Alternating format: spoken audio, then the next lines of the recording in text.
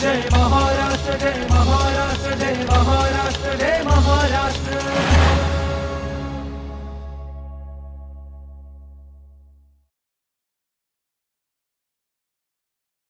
मंडळी नमस्कार। माहिती व जनसंपर्क महासंचालनालय निर्मित जय महाराष्ट्र या कार्यक्रमात मी प्रणय जयश्री कैलास चव्हाण आपलं मनापासून स्वागत करतो। मंडळी, महाराष्ट्राची संत परंपरा, वारकरी संप्रदाय आणि विठ्ठल नामाचा अखंड गजर या साऱ्याचा सुरेख संगम म्हणजे आषाढी वारी। राज्यभरातून लाखो भाविक शेकडो किलोमीटरचा पायी प्रवास करत पंढरपूरला आपल्या विठुरायाच्या भेटीच्या ओढीने जात असतात। हा केवळ एक श्रद्धेचा प्रवास नाही आहे, हा आहे सेवाभाव आणि समर्पणाचा एक प्रेरणादायी उत्सव। बरं, आता या लाखो वारकऱ्यांच्या प्रवासासोबत त्यांच्या आरोग्याचा मुद्दाही तितकाच महत्त्वाचा आहे आणि याचसाठी राज्य शासनाच्या वतीने भक्ती विठोबाची सेवा आरोग्याची हा अभिनव उपक्रम हाती घेण्यात आला आहे। या उपक्रमाअंतर्गत पंढरपूरच्या वारीला पायी प्रवासाने निघालेले सर्व वारकरी, त्यांचं आरोग्य, अत्यावश्यक आरोग्याच्या सुविधा, आरोग्याचं डिजिटलायझेशन एका ॲपच्या माध्यमातून देखील वारकरी आपल्या आरोग्यासंबंधीची काळजी घेऊ शकतात, अशा वेगवेगळ्या उपाययोजना शासनाच्या वतीने राबवण्यात आल्या आहेत। या सर्व नियोजनाविषयीची आणि राज्याच्या हितकारी विचाराविषयीची अधिक माहिती आपण जाणून घेणार आहोत आणि त्यासाठी आज आपल्या स्टुडिओत आहेत सार्वजनिक आरोग्य विभागाचे आरोग्य सेवा आयुक्त माननीय श्री संजय काटकर सर। सर, जय महाराष्ट्र कार्यक्रमात तुमचं मनापासून स्वागत। नमस्कार। भक्ती विठोबाची सेवा आरोग्याची लाखो भाविक दरवर्षीप्रमाणे याही वर्षी पंढरपूरला विठ्ठलाच्या दर्शनासाठी येणार आहेत। या साऱ्या संदर्भात संपूर्ण जी आपली यंत्रणा आहे, आरोग्य यंत्रणा, याचं व्यापक जे काम आहे याबद्दल काय सांगाल थोडक्यात? सर्वप्रथम मी विठुराया चरणी माझा दंडवत घालतो। महाराष्ट्रातल्या तमाम नागरिकांना, या वारीत श्रद्धेनं सहभागी झालेल्या वारकऱ्यांनाही मी दंडवत घालतो। मी जेव्हा केव्हा माझ्या संवर्गाचा विचार करतो, माझा संवर्ग आहे भारतीय प्रशासकीय सेवा, आणि असेच संवर्ग म्हणजे भारतीय पोलीस सेवा, भारतीय महसूल सेवा हे केंद्रीय स्तरावर किंवा राज्यस्तरावर महाराष्ट्र नागरी सेवा, महाराष्ट्र पोलीस सेवा, महाराष्ट्र अर्थ व सांख्यिकी सेवा, असे सेवा हा शब्द असणारे आमचे संवर्ग आहेत। आणि जेव्हा या वारीचा सेवेकरी होण्याचा मला मान मिळाला, संधी मिळाली, तेव्हा मला या सेवा या शब्दाचा व्यापक खरा अर्थ माझ्या लक्षात आला आणि म्हणूनच मी त्या अर्थानं जे ज्या सेवेसाठी मला मोबदला मिळतो, पण कदाचित तो सेवाभाव माझ्या कामात येतो किंवा येत नाही याचं मोजमाप करण्याचा कुठला मापदंड नाही, पण विना मोबदला विठुरायाच्या सेवा करण्यासाठी, त्यात वारकऱ्यांची सेवा करण्यासाठी गावोगावी जागोजागी जेव्हा श्रद्धेनं लोक उभे राहतात, नागरिक उभे राहतात, तेव्हा मला असं वाटतं की आरोग्य विभागानं जो या व्यवस्थेमधला एक महत्त्वाचा घटक आहे की यानं सेवाभावानं जर या लोकांना सेवा दिली तर काय होऊ शकतं, आणि ही जी काही परंपरा आहे, जी वारीची परंपरा ही शेकडो वर्षाची परंपरा आहे। अगदी वारीला जर मी एका नजरेतून, आणखीन वेगळ्या नजरेतून पाहतो, आमच्या सेवेमध्ये हायरार्की आहे, एक रचना आहे। बरोबर। म्हणजे बॉटमला समजा आमचा जर आरोग्य विभाग पकडला तर PSC आहेत, वर ग्रामीण रुग्णालय, त्याच्यावर डिस्ट्रिक्ट रुग्णालय आणि राज्यस्तरावरचे काही रुग्णालय, आणि हे मॅनेज करणारी एक सिस्टम आहे। पण वारीकडे मी जेव्हा या सगळ्या गोष्टी वारीकडे पाहतो तेव्हा मला काय जाणवतं की वारीमध्ये कोणी प्रमुख नाही, कोणी छोटा नाही, कोण मोठा नाही, कधी एकत्र यायचं, काय एकत्र यायचं याचे कुठले सर्क्युलर परिपत्रक निघत नाही, शासन निर्णय निघत नाहीत, कोणी कसं वागावं, कसं बोलावं, कसं वागू नये याचे कुठलेही मापदंड निश्चित नाहीत। परंतु शेकडो वर्ष लाखो नागरिक, लाखो वारकरी एका श्रद्धेनं एकत्र येतात, विठू नामाचा गजर घेऊन पुढे जातात, आणि सर्वात महत्त्वाचं मला त्यातलं जाणवतं काय की त्यांच्या काही गोष्टीवर श्रद्धा आहे। ती श्रद्धा काय आहे ती श्रद्धा ही आहे की मी या वारीला जाईल, विठुरायाच्या चरणी लीन होईल आणि हे होत असताना या प्रवासामध्ये मला जे अडथळे येतील, मग अडथळे कोणते असू शकतात? ऊन असू शकते, वारा असू शकतो, मान्सून असल्यामुळे पाऊस असू शकतो. या सर्वापासून विठुराया माझं संरक्षण करेल ही श्रद्धा.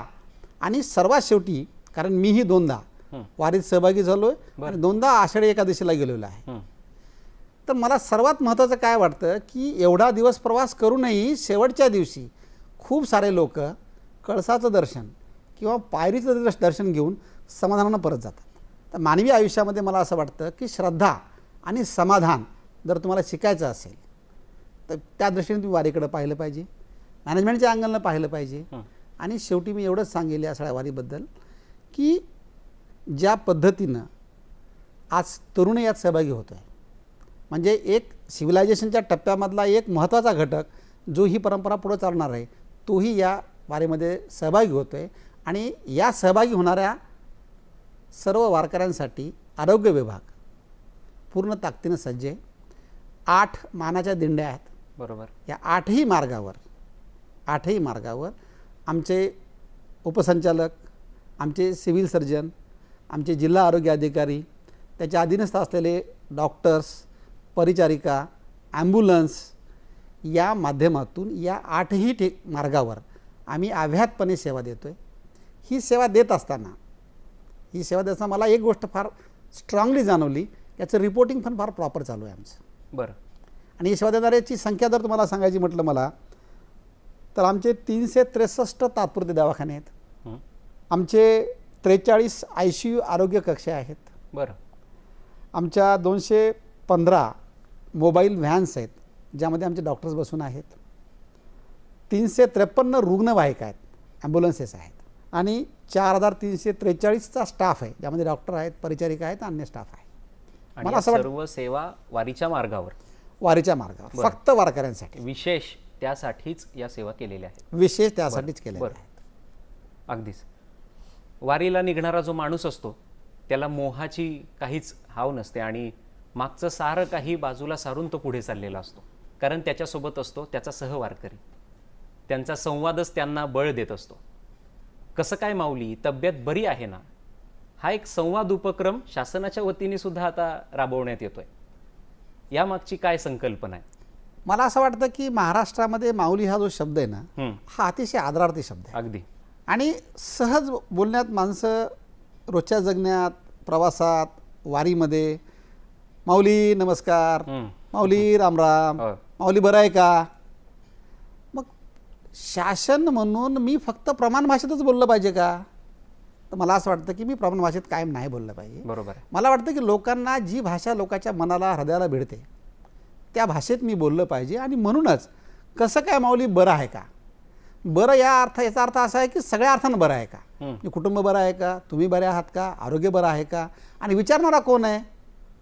तर विचारणारा माझा एक आरोग्य विभागाचा अधिकारी कर्मचारी आहे. मी असं म्हणलं की तो आरोग्य सेवक आहे. बरोबर.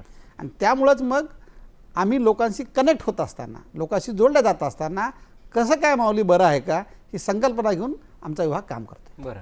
एकूणच देशपातळीवर सुद्धा डिजिटलायझेशन किंवा यंत्र हाताळणं याच्यात सर्व स्तरांमधले लोक हळूहळू प्रगती करत आहेत. यंदाच्या वारीत सुद्धा आरोग्य संपन्न वारी हे मोबाईल ॲप वारकऱ्यांसाठी आलेलं आहे. या ॲपची वैशिष्ट्य काय आहेत आणि वारकऱ्यांना नेमका याचा फायदा कसा होणार आहे? माझा एक प्रशासनातला अनुभव असा आहे की स्मार्टफोन हे कुठलंही ट्रेनिंग न देता आपली माणसं शिकलीत. बरोबर.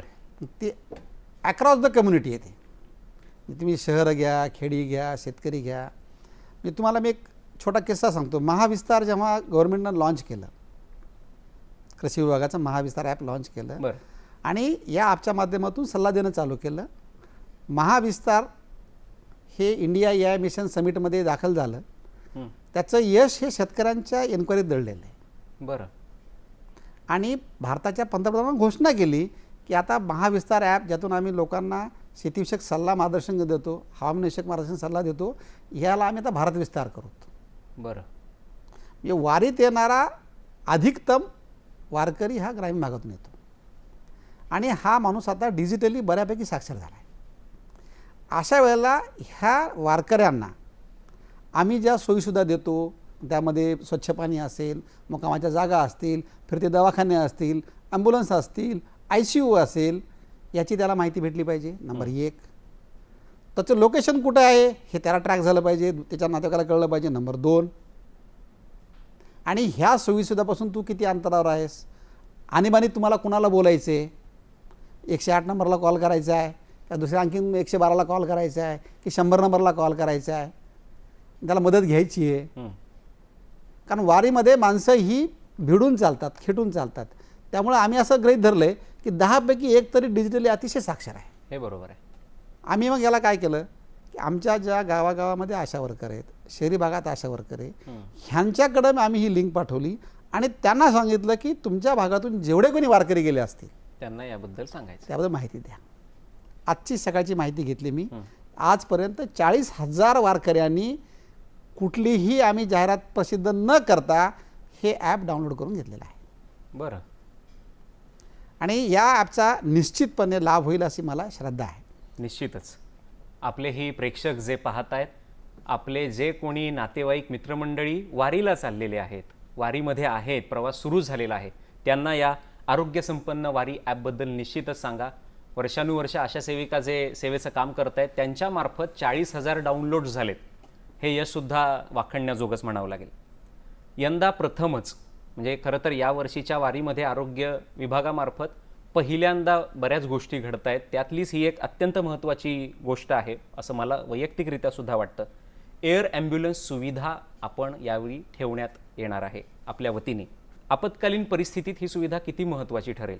वारीला निघालेल्या वारकऱ्यांचा जो कॉन्फिडन्स आहे या व्यवस्थेवरचा, हा अधिक दृढ व्हावा ही मूळ संकल्पना आमचे सन्मान्य आरोग्यमंत्री प्रकाश आंबेडकर साहेब यांची. बरं. त्यांनी म्हटले साहेब या संकल्पनेला पुढ्यासाठी काय करावं लागेल.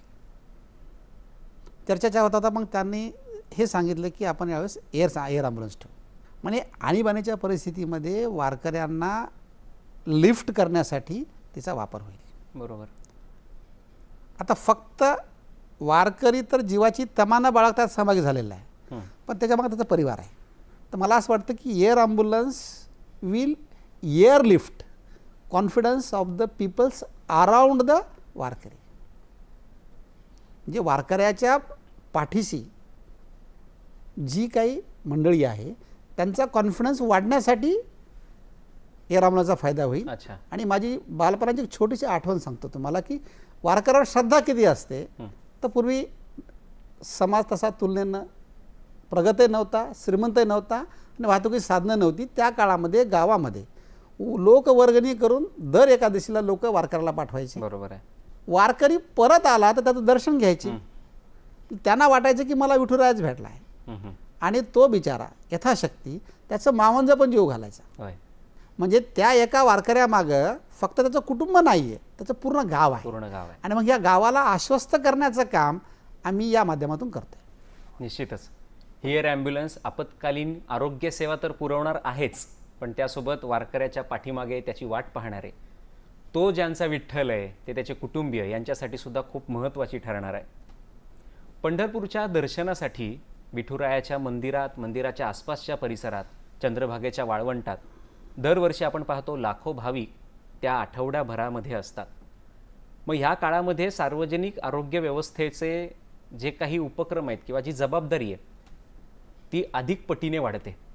उष्माघात असेल, निर्जलीकरण असेल, डिहायड्रेशन म्हणतो आपण, किंवा अचानक बिघडणारी प्रकृती, अशा वेळी आपत्कालीन सुविधा देणं फार गरजेचं आहे. याबाबत आरोग्य विभागाची सज्जता कशी आहे? आम्ही एक 10 लाख तरी किमान नागरिक एकाच वेळेला ह्या 50 स्क्वेअर किलोमीटर एरियात असतील असं गृहीत धरलं. बरोबर. आणि मग शहराचे जेवढे काही एंट्री पॉईंट्स आहेत, प्रवेश ठिकाणं म्हणू आपण त्या, अशा 11 ठिकाणी आम्ही तात्पुरत्या ICUच्या सुविधा उपलब्ध केलेल्या आहेत. ठीक आहे. प्रत्येक या केंद्रावर पूर्ण प्रशिक्षित डॉक्टरांचा वर्ग आम्ही राज्यभरातून पूल केलेला आहे. ह्या राहणाऱ्या येणाऱ्या डॉक्टरांसाठी, परिचारकांसाठी आम्ही राहण्याची व्यवस्था पण केलेली आहे. ती एक इंडिपेंडंट मॅनेजमेंट आहे. बरोबर आहे. यावेळेस त्यांना आम्ही पहिल्यांदाच भोजन भत्ता पण देतो, म्हणजे जेणेकरून सेवा देणारा माझा कर्मचारी, माझा अधिकारी, माझा आरोग्यसेवक, आरोग्यरक्षक हा पूर्ण समाधानानं, पूर्ण ताकदीनं त्या ठिकाणी उपस्थित असला पाहिजे आणि त्यासाठी आवश्यक इन्फ्रास्ट्रक्चर सुविधा मी पण दिल्या पाहिजे.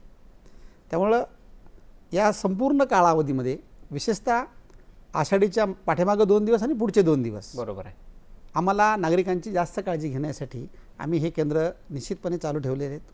यावर्षी आम्ही काय केलेलं आहे की पहिल्यांदाच जिल्ह्याचे सिव्हिल सर्जन यांचं शिबिर कार्यालय मी पंढरपूरला शिफ्ट केलं आहे. बरं. म्हणजे सिव्हिल सर्जन इज माय, त्याचं कार्यालयच तो आता या ठिकाणाहून चालवतो आहे.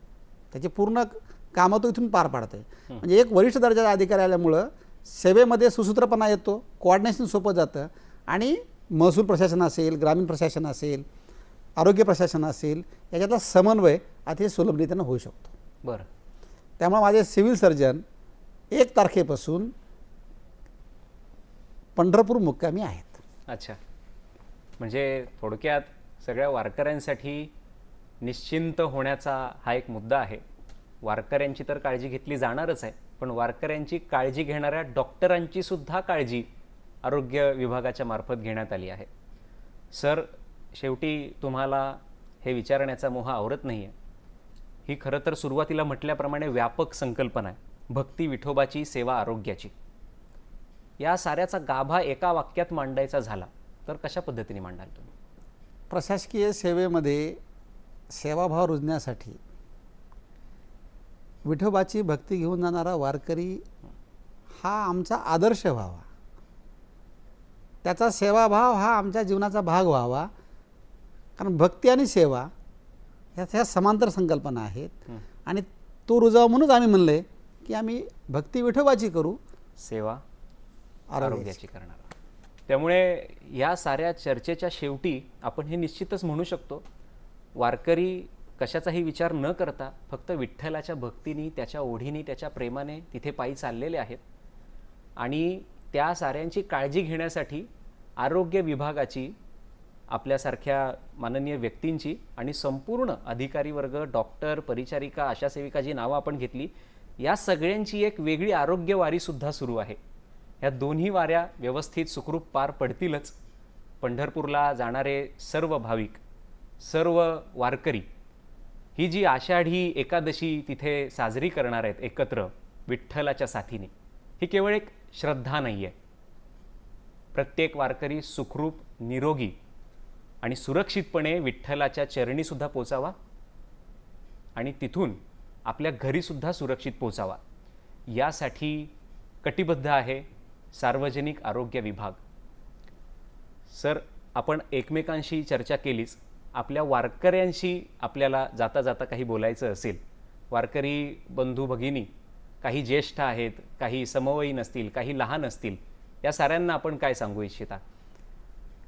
मी वारकऱ्यांना एवढंच सांगेल की तुमच्या रूपानं एक विठ्ठल त्या गावकऱ्यांना, त्या नागरिकांना भेटणार आहे. हा विठ्ठल आला तसा सुखरूप,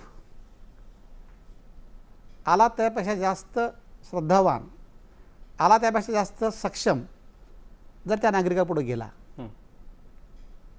तर ते नागरिकांसाठी पण प्रेरणादायी असेल. आणि आणखीन एक गोष्ट मी या ठिकाणी मांडू इच्छेल की जेव्हा वारी संपते तर आजूबाजूच्या गावामध्ये सुद्धा या वारीचा प्रभाव टिकतो आणि बऱ्याचदा आरोग्याच्या समस्या तयार होतात. तर त्याही नागरिकांना काळजी घेण्यासाठी आमचा विभाग सक्षमपणे काम करतोय. बरं. आणि वारकऱ्यांनी मग सुखरूपपणे त्यांच्या आप्तजनात जाण्यासाठी, ती श्रद्धा तिथपर्यंत पोहोचण्यासाठी, श्रद्धेतून निर्माण झालेली ऊर्जा गावाला देण्यासाठी सुदृढपणे परत जावं, ह्या प्रवासामध्ये पूर्ण प्रशासन आणि आरोग्य विभाग त्यांच्यासोबत आहे. निश्चितच. मंडळी, वारकऱ्यांनो, वारीत सहभागी होताना स्वतःच्या आरोग्याची काळजी घ्या, शासनाच्या आरोग्य सेवांचा आवश्यकतेनुसार लाभ घ्या आणि सगळ्यात महत्त्वाचं म्हणजे आपल्या सहवारकऱ्याची देखील तितकीच मनापासून काळजी घ्या, कारण प्रत्येक वारकरी हीच खरी माऊली आहे. सर, आपण जय महाराष्ट्र या कार्यक्रमात वेळात वेळ काढून आलात त्याबद्दल आपले मनापासून आभार. धन्यवाद. मंडळी, जय महाराष्ट्र कार्यक्रमात पुन्हा भेटूया नवीन विषय आणि नवीन मान्यवरांसह लवकरच. तोपर्यंत मी प्रणय जयश्री कैलास चव्हाण तुमचा निरोप घेतो. नमस्कार. जय महाराष्ट्र जय महाराष्ट्र जय महाराष्ट्र जय महाराष्ट्र.